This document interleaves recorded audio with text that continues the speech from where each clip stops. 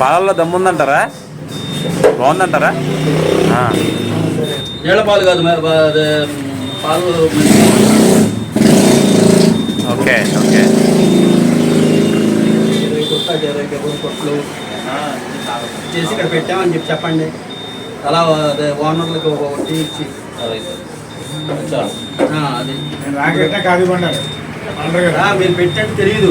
ఇది చాలా బాగుంది. వచ్చింది నేను పంపించలే, కానీ అట్లా కాదు. మీరు ఒక పెద్ద క్యాన్కి తయారు చేసి ఇటు ఒక 20 కొట్లాలండి, అటు 10 కొట్లాలండి, ఆ ఎదురు కొట్లాలండి. అయితే ఒక 1000 రూపాయలు ఖర్చు. అంటే తాగారనుకోండి, బాగుంది అనుకోండి, కుర్రోళ్ళు పంపించడం కానీ లేకపోతే వాళ్ళు రావడం కానీ ఏదో చేస్తారు. ఇప్పుడు మీరు ఇక్కడ టీ ఒకటి పెట్టినట్టు చాలా మంది తెలియదు. అందరికి తెలియపరచాలి. అందరికి తెలియపరిస్తే బిజినెస్ పెరుగుద్ది. Okay sir.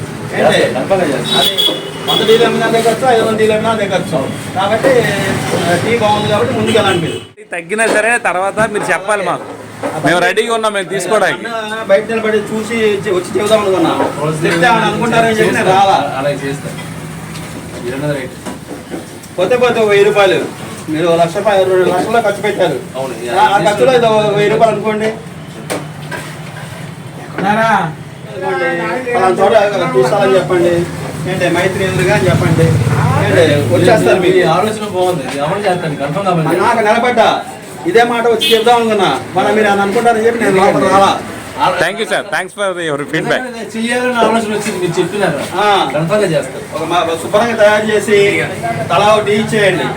ఏంటి పలానా చోట షాప్ అని చెప్పండి. Sure sir, sure.